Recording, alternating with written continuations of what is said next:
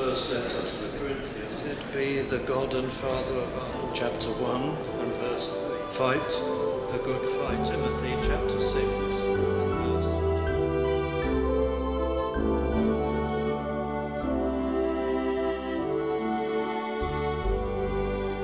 And I'm continuing our series, The Dissolving of Doubts. And this evening we'll consider some doubts about Scripture. In a way, I'm rather reluctant to do this because it means looking at negative,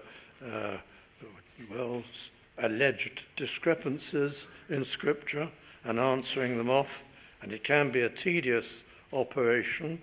And really, I set out to deal with believers' doubts, and many of these are not believers' doubts, but they're doubts which others are given by those who hate the Word of God and the Gospel, and we have to try to give them light and understanding and show them past those doubts. However, so it is necessary to look at this kind of matter once in a while, but I shall try to do it so as to encourage our own souls at the same time. I'm going to spend a single study on this and perhaps just one more study along these lines, which will be about doubts of doctrine, and one particular doctrine which people mostly sometimes have doubts about, but I'll save that to another time. Now, a national newspaper has been promoting a book written in 2016, and the title of the book, you may have seen the advertisements, is The Bible for Grown-Ups. Very patronizing kind of title. A book, yes, published last year. The author of the book, a man named Simon Loveday, passed away in February of this year at the age of 67, and he wrote a book in a very friendly, easy, pleasant style. And he claims that it isn't a book which is against belief or for belief. It's simply to enable people who'd like to have this to develop an adult view, a grown-up view, as he calls it, of the Bible. You soon discover when you read the book, and it is very popular, and it's being used in many schools, I understand, also to teach youngsters. But in this book, well, you soon discover that his main mission is to destroy any notions people may have that the Bible is inspired and infallible. In fact, really, all he sees in it is some wonderful literature, here and there.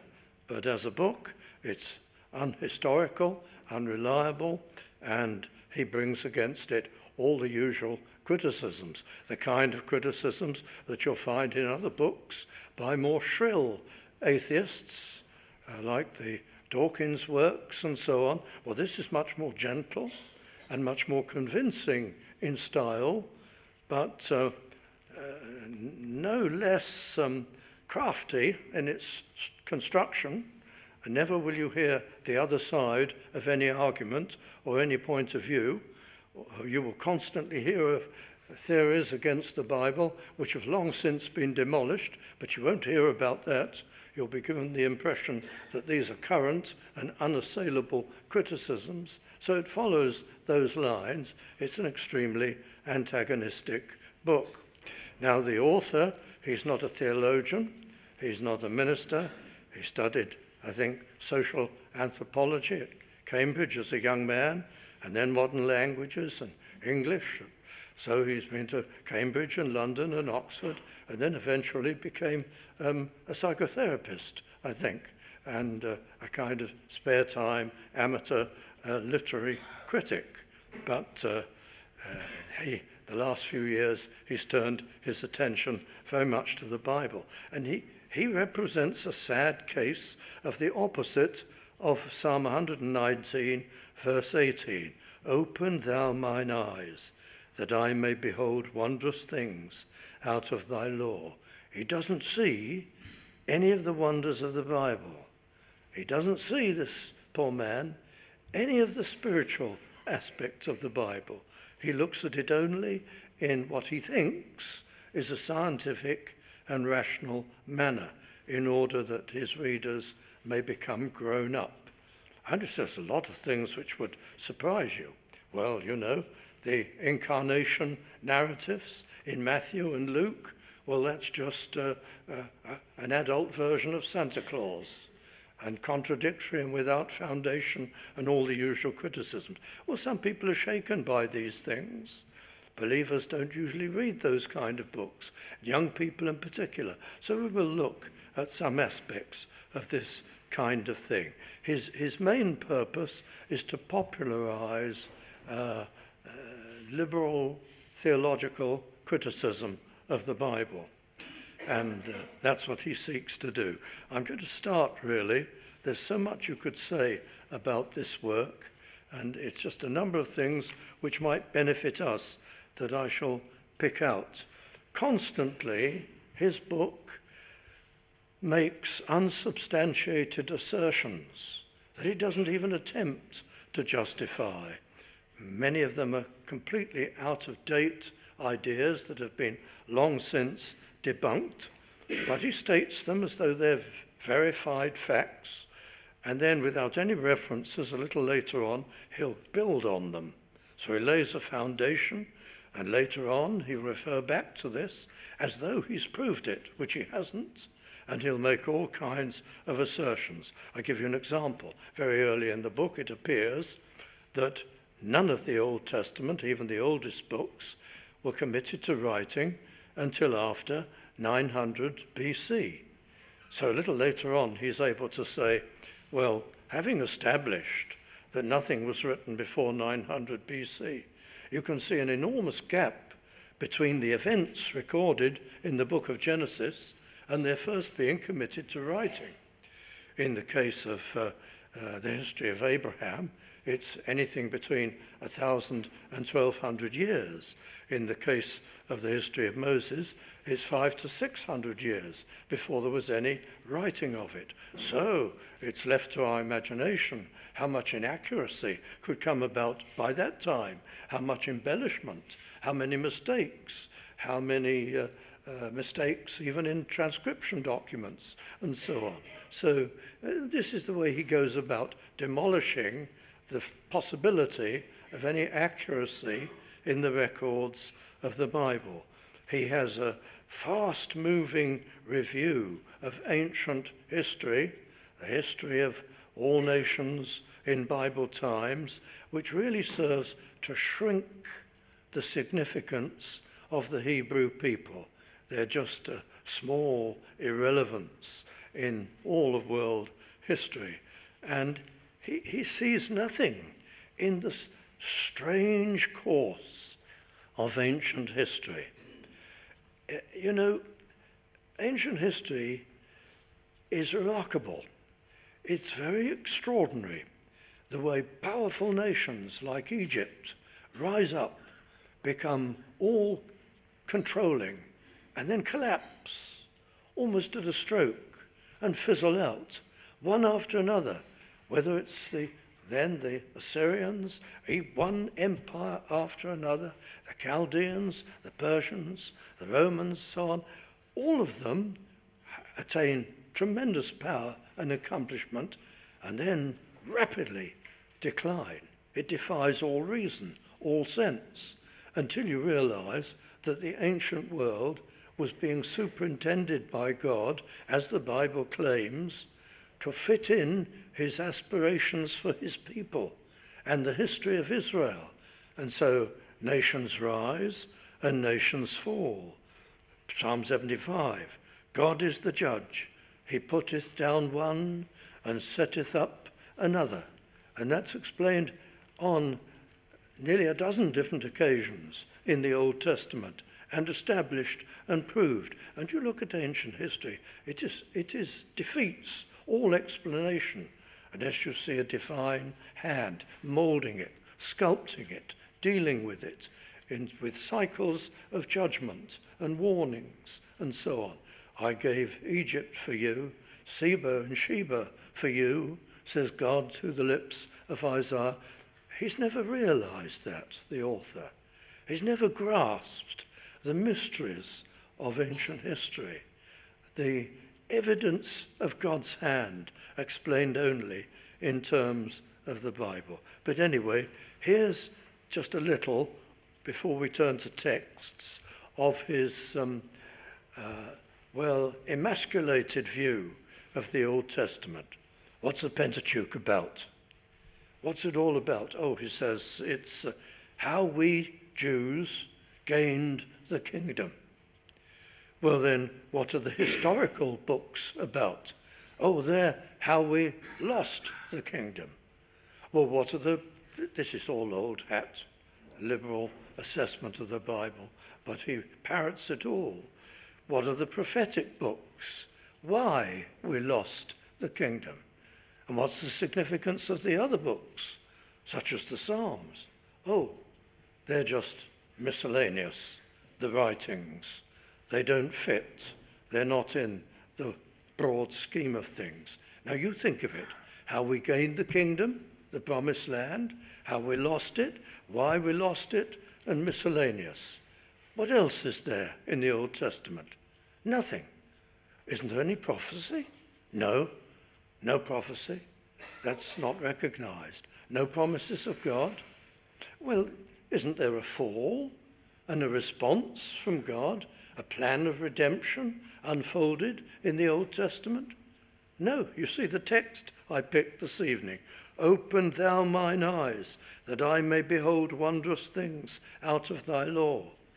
The author doesn't see any of that. It isn't there.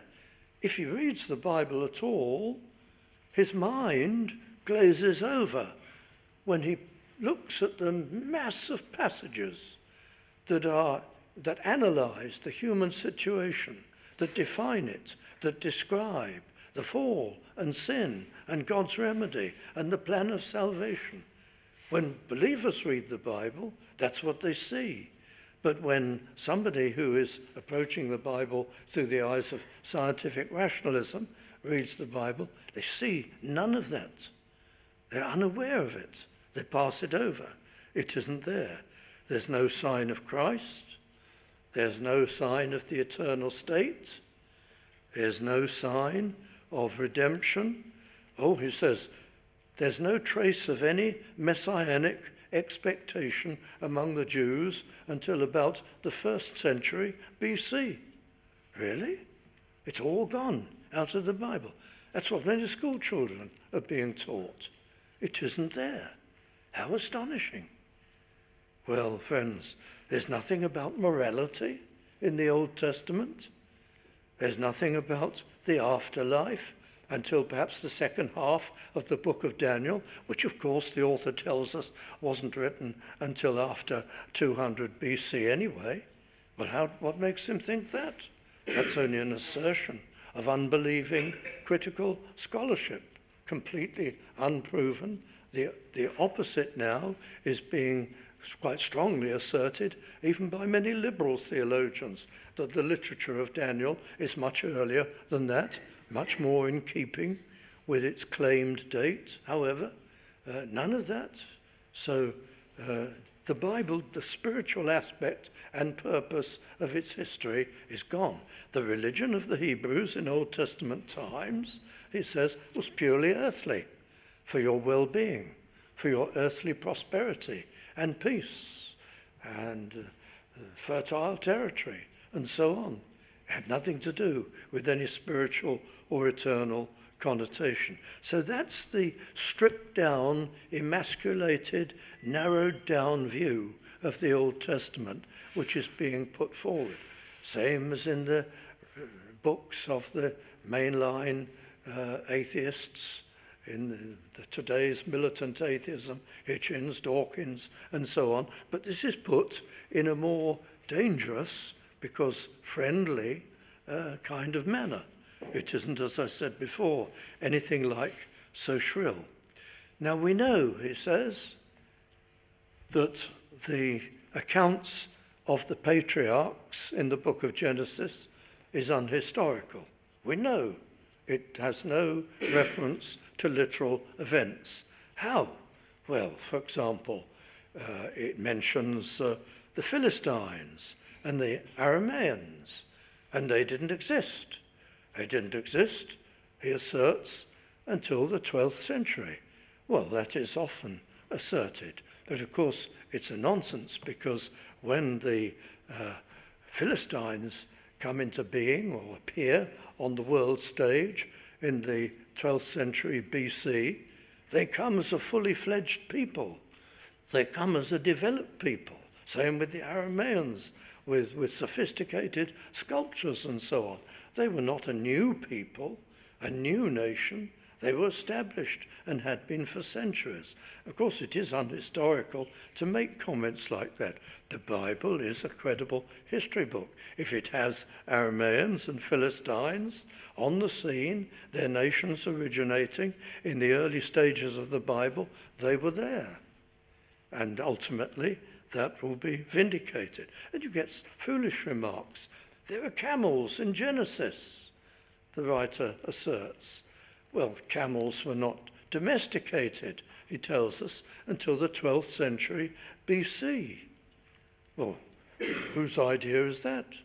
That's only an opinion. That's not a fact. And these kind of ideas are picked up and made the basis of criticism of the scripture. Let me give you one that you probably heard quite often. There is no evidence at all of the 400-year presence of the Hebrews in captivity in Egypt. There is no evidence for that outside the Bible ever having occurred at all. Now, this writer, Simon Loveday, puts it differently, and this is not exclusive to him or original with him, but he puts it like this.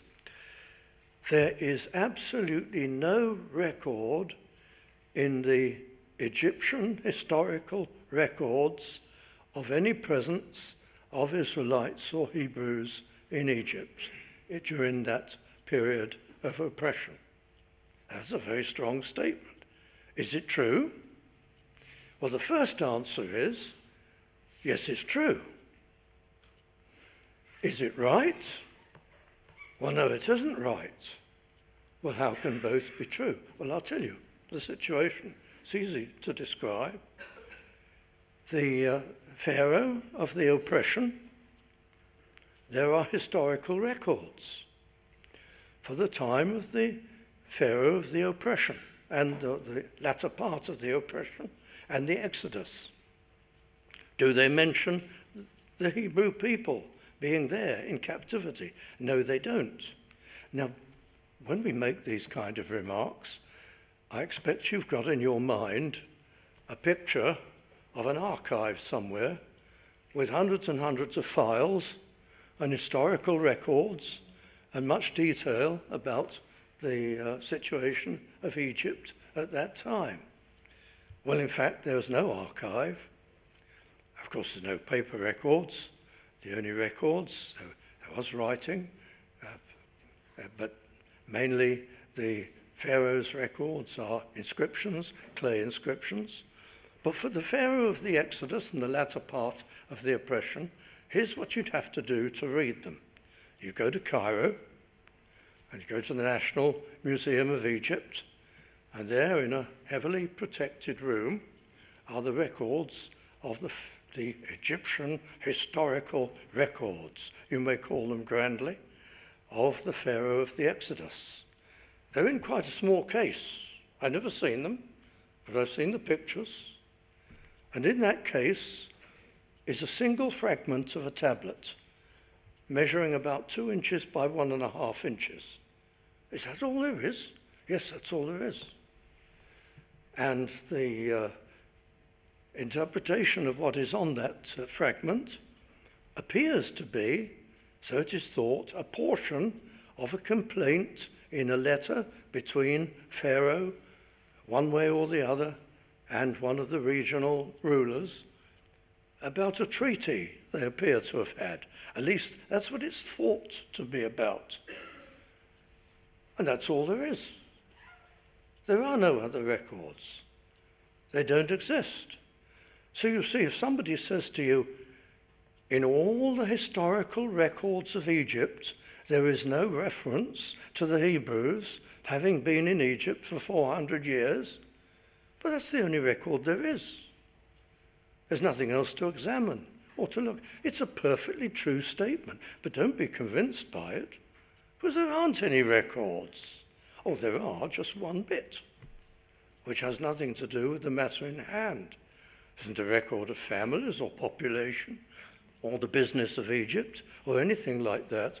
Isn't there anything else? Well, for other pharaohs, yes.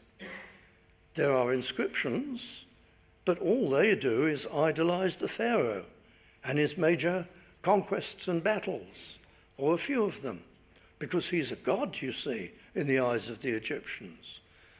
And there's no setbacks, no losses. If a pharaoh lost getting on for 2 million people who got out and lost his troops in the process of trying to chase them, that would certainly never go into any inscription, even if there was one to be found. So some of these things are technically correct and yet utterly incorrect and absurd at the same time. The record that you have of the oppression of the children of Israel in Egypt is in this historical work, the Old Testament of the Bible. Now, is there any evidence at all you could put alongside that? Well, there is indirectly, and some of you have seen it, or you've seen artifacts connected with it in the British Museum. There's nothing direct, but there's plenty which is indirect, in that the narratives in the book of Genesis describe the life in Egypt and the oppression in very detailed ways. And various excavations in Egypt have established, and material that has come to the surface, that those descriptions are absolutely true to life for the Egypt of those days. The descriptions are accurate and right. This is contemporary reporting and literature, things that nobody expected to be right in the course of archaeological discovery were shown to be bang on and absolutely accurately describing the circumstances of the children of Israel in Egypt. It isn't direct, it's indirect, but to say there is no evidence is untrue. There's a great deal of that kind of evidence. Then here's another comment. The Mount Sinai has never been found. Is that true or false? Well, it's true. Nobody for certain knows which mountain in Arabia, and I'm using the term Arabia in the biblical sense, it's a very broad term. No one knows which hill or mountain was Mount Sinai, where precisely it was. Some people think it's in Saudi Arabia these days. There's quite a lot of evidence for that. Others think no, in the Sinai Peninsula. But either way, nobody knows where it is. But there are a number of extremely good candidates. There are 13 Mount Sinais claimed by the various experts, so to speak, in this field. It's not as though there's no suitable mountain. There are 13 candidates which broadly answer to the description in the Bible. So it's not as though anyone can say, Mount Sinai, there isn't such a mountain. There isn't any feasible place. This is pure fiction. But they make it sound like that. No one's discovered Mount Sinai. What do they expect to find? A flagpole on the top with a coat of arms of Moses left on the top, or something of that kind? But there are 13 candidates that competing for the place. And any Christian can well imagine why God saw fit to ensure that nobody could identify the exact place in modern times, Just think what would happen there and how it would be claimed and idolized and gold-plated and made an object of worship and so on. But these kind of exaggerations in these books abound. Joshua's conquest. There's no evidence, it's asserted, that Joshua ever conquered Canaan and entered in, and the conquest. What do they mean there's no evidence? There's no evidence of a change of culture in the land. Well, actually, that's not right. There are quite a few excavations and workers have pointed out a change of culture. Now, you know that when the great British archaeologist Kathleen Kenyon excavated Jericho, she spent many years at it, and she wrote a long report, much of which wasn't published until some 16, 17 years after her death. And in her initial summary report before she died, she did not think that Jericho had been conquered by the Israelites. She put its conquest, its collapse, much later on. And she didn't see any evidence of a change of culture. At least that's what she thought. But then others, when they went through her thousands of sheets of notes and details and drawings and pictures and so on, interpreted them quite differently.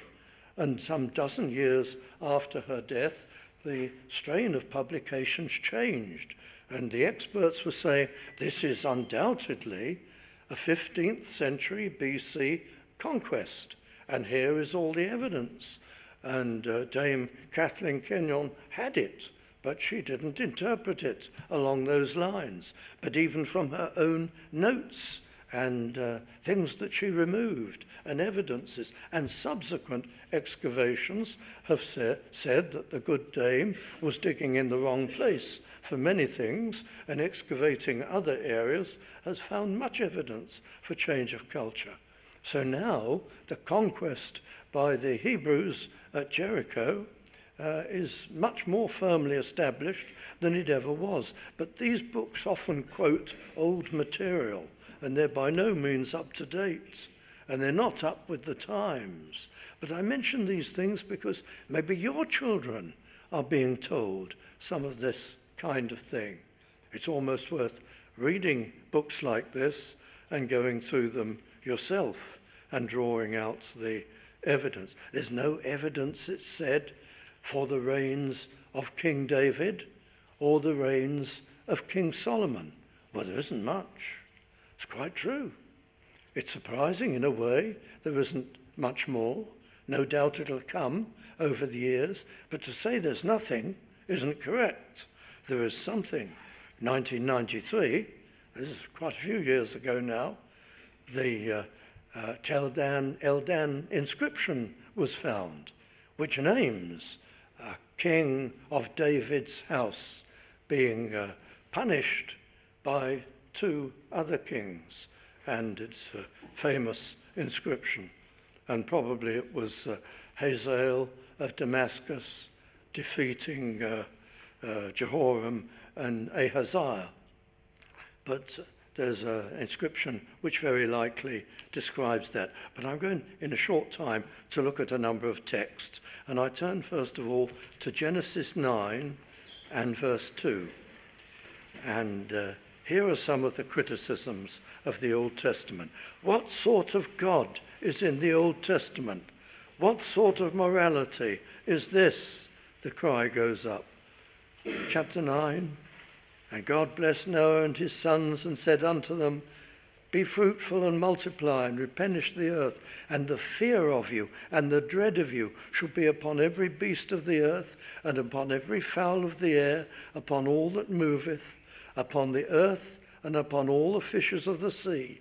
Into your hand are they delivered. And this is supposed to be, the criticism is, what awful morality is taught here. What kind of an awful God is this, who instills fear and so on? But this is foolishness, because this is a very kind provision of God in the narrative. that when Noah and his family set foot on the earth, and as the only human beings face the animal kingdom, so-called, and so on, God will ensure that they are safe and that they are superior, and that the animals, one way or another, will be afraid of them. Well, instinctively we think of lions and tigers being afraid of us. Well, they're afraid of things we can do. They keep away if we light a fire, and they're quite tameable and controllable and capturable and confinable. So in a sense, as long as we're careful, the passage is true, we're given a certain protection and safety because we can prevail over all the animals. And many of them will be naturally afraid, and all of them afraid of something we can do, and it's for protection and safety. What awful morality is reflected in such a provision for the human race? And then there's the protection which the author hasn't bothered to read on, to see the strictures against shedding man's blood and so on that follow this very passage. But the children are being told that the Old Testament is an immoral book. Then I can turn to Leviticus 25 and verse 44. And this is about slavery. The Bible allows slavery. Both thy bondmen and thy bondmaids, which thou shalt have, shall be of the heathen that are round about you. Of them shall ye buy bondmen and bondmaids. And then are the prescriptions and the terms on which the Hebrews may draw slaves from the nations round about them. And yes, it's there as a provision in the Old Testament, in the laws of the Old Testament that were only for a time, that would be done away with the coming of Messiah. They mustn't use their own people as slaves, but from the pagan nations, the nations about, they could buy slaves and they could use them in their households. And that was for that time and for that place. But other provisions provide for those slaves being well treated. And in the society of those days, there's a benevolent aspect in this. And yes, there is slavery in the Old Testament, but it's regulated and it's bound, and it's not for the Israelites themselves, and it's for that time and for that place. But this is something to get worked up about and to be greatly offended by. And then I turn quickly to Deuteronomy and chapter 21. And here is a great complaint in verse 18. If a man have a stubborn and rebellious son, which will not obey the voice of his father or the voice of his mother, and that when they have chastened him, will not hearken unto them, then shall his father and his mother lay hold on him, and bring him out unto the elders of his city, and unto the gate of his place. And they shall say unto the elders of his city, This our son is stubborn and rebellious. He will not obey our voice. He is a glutton and a drunkard. And the men of his city shall stone him with stones, that he die. So shalt thou put evil away from among you, and all Israel shall hear and fear. Terrible is the charge against this. And certainly to our ears, it sounds extremely strict. But just think for a moment, how crazy would a son be to get himself stoned? Now, I don't think I was ever, even in unregenerate times, a drunkard and a glutton, and a rebel, yes. I think you've all been rebels. We have the freedom to be rebels today in too many ways. But I can't imagine that if I knew there was a sanction like that, I would take this all the way to the wire and not accept any chastisement or any warning until I was taken off to the elders of the city. This is a kind of nuclear option. You can't imagine that button ever being pushed, but you can imagine the effect it would have on youngsters growing up to enforce the fifth commandment and to make sure that they maintained respect within reasonable grounds of protest over all sorts of things, but ultimately respect for their parents and for the older generation. Can you imagine a lout of 18 taking this all away? Surely he would repent and make a few promises before he got anywhere near the city elders with the stones lying in tubs to hand. This is a kind of nuclear option. Somebody caught in a terrible crime might have to be stoned, but a rebellious son, well, it would be interesting to know if this were ever actually done, if there were any rebellious sons crazy enough to pursue this all the way and to hold out to the final sanction. Anyway, I just offer that to you. It's there in this book, but I would think that it had a tremendous effect. I'm not saying we should adopt it today. These ancient laws are finished and gone. They're for that time and for that place. And Christ has come. But there it is. I think to get everybody worked up as though this happened every week in every market square is a bit absurd. And I just make those comments to you. Well, friends, I could go to Deuteronomy 28 and verse 56, but this is the order of complaints that you get. The tender and delicate woman among you, which would not adventure to set the sole of her foot upon the ground for delicateness and tenderness. I don't think there is such a person, but the narrative puts before our imagination an extreme of delicacy and tenderness here. Her eye shall be evil toward the husband of her bosom. In other words, you read on, she'll be prepared to execute and eat him, the passage says, and towards her son and towards her daughter and towards her young one that cometh out from between her feet, born from her, and toward her children which she shall hear, for she shall eat them for want of all things secretly in the siege and straitness, wherewith thine enemy shall distress thee in thy gates. Now we're told, what shocking morality! What sort of a God is this? But these are people who've rejected God, and his hand of protection after many warnings has been removed from them. And so an enemy has come, and they're under siege because of their foolishness, exposed to the wrath of their enemies. And they indeed have become so sinful and so degraded and so corrupted as human beings that even a normally, you would think, delicate and tender woman will become a savage and stab her own children in the back in order to cook and eat them. This is terrible. But this is only a description not of God's morality or God's rules, but of what man brings upon himself by extremes of sin and idolatry and abandonment of God and offended him.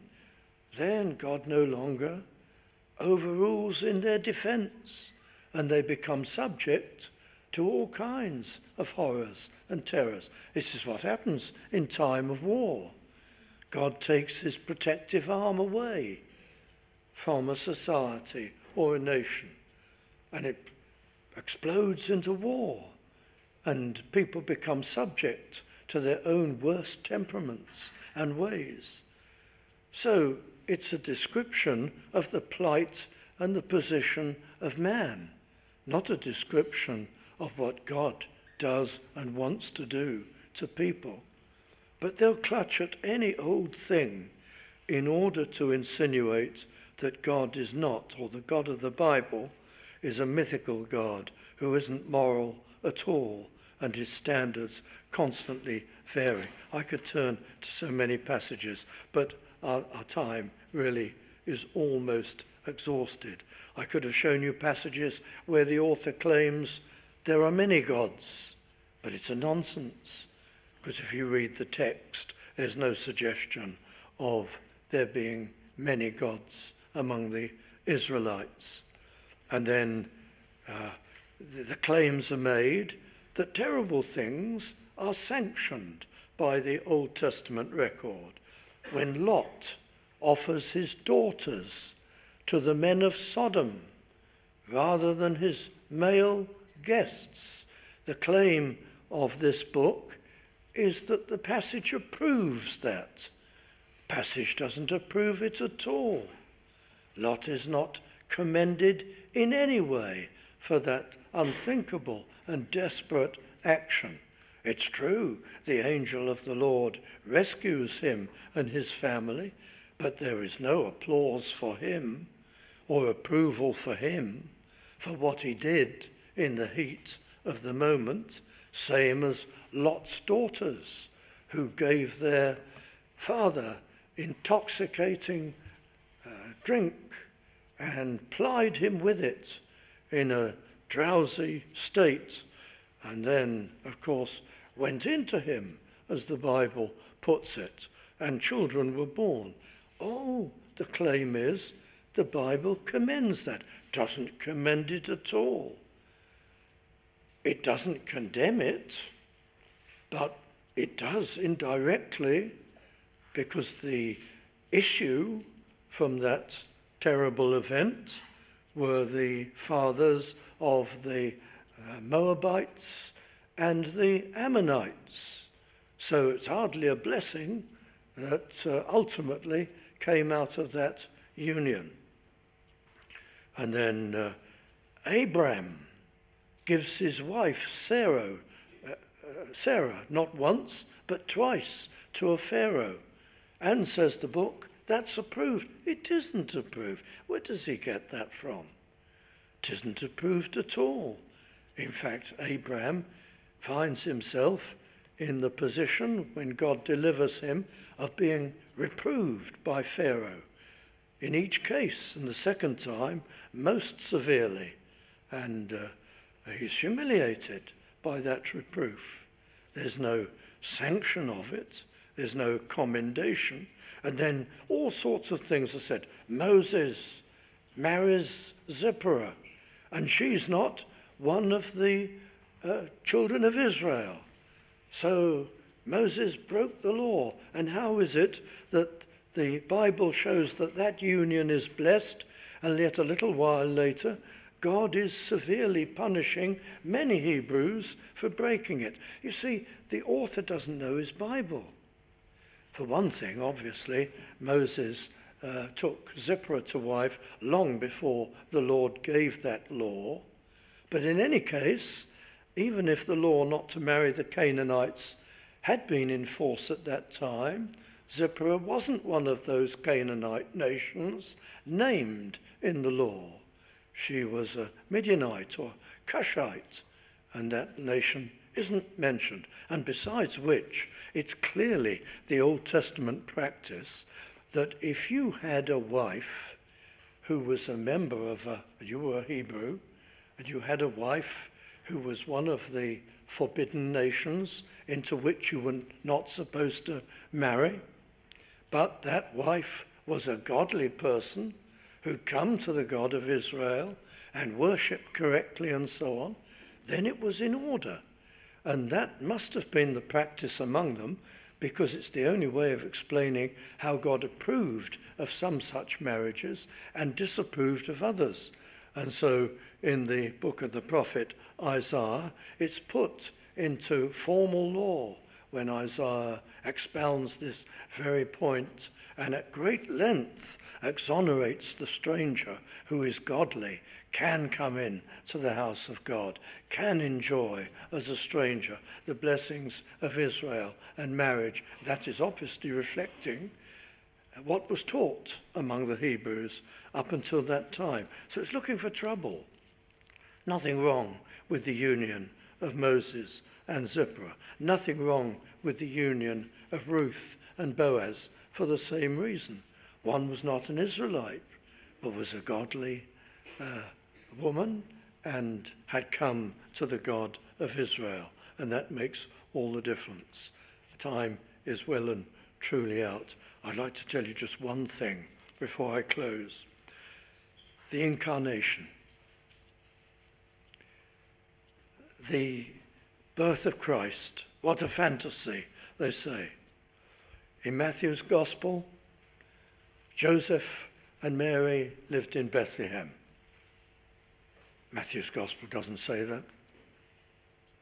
It says Christ was born in Bethlehem. It doesn't say it was their home. It just doesn't give the details that Luke gives about the census and the journey from Nazareth to Bethlehem and that kind of thing. It isn't elaborated upon in Matthew's Gospel, but it's no contradiction. It doesn't say that they lived in Bethlehem at all. That's a big mistake. And anyway, here's the complaint. This is all wrong. The story that we find in Luke's Gospel about the birth of Christ and this census, this registration that would have had to have taken place about 4 BC for this to happen, there was no such registration. Well, for one thing, Cyrenius, as our King James Version calls him, the governor of Syria, he wasn't there then. He didn't come along until about AD 6. So the record's all wrong. On Augustus Caesar, he gave a demand for a census some years before. Now, you never tamper with Luke's Gospel. Luke's Gospel has been criticized many times down the years as being unhistorical. And every now and then another archaeological artifact arrives, which always shows Luke to have been correct and not his critics. It's a dangerous thing to say Luke is unhistorical. He's never wrong when the ground gives up its treasures. And so it is with this, because there is an inscription which shows that the governor of Syria had 2 shots at his governorship, one before Christ and one afterwards. So yes, he would have been on station for a census which was a little earlier. And Augustus Caesar had ordered a census 2 or 3, or maybe as many as 6 years prior to the one that Luke mentions in connection with the journey from Nazareth to Bethlehem of Joseph and Mary. And these often took years to enact and to finish. And we now know, because there's evidence for this, that a Roman census had never previously, before this one in Luke, ever been applied to Palestine, to the Holy Land. And so it would have been way behind the general census. And it's spot on that it's very likely it was around 4 to 6 AD, BC rather, before Christ, when Cyrenius would have had his first shot as governor of Syria. And there is solid evidence for that. So they're plain wrong when they say Luke was wrong. Luke wasn't wrong.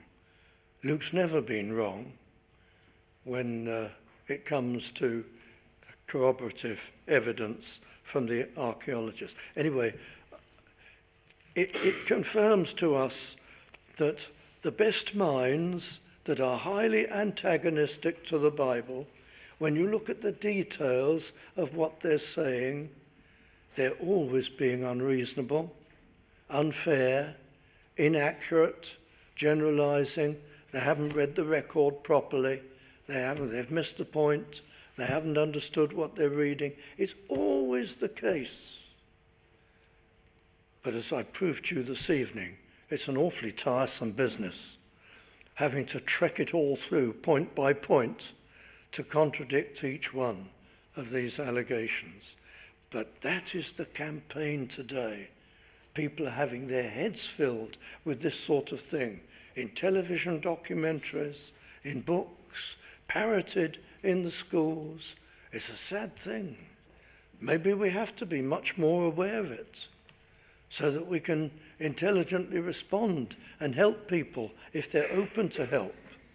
But back to my text, and I close in Psalm 119 and verse 18. Open thou mine eyes, that I may behold wondrous things out of thy law. Most of you here have had your eyes opened. And to you, you will be astonished at all these allegations and ideas. It's so plain in the scripture. They've missed the point. No eternity in the Old Testament, no spiritual material, no morality, no new life, no conversion, nothing like that. Your eyes have been opened. You see it all. But how patient we have to be to those we serve whose eyes have not been opened, and try to show them these great things of the Lord.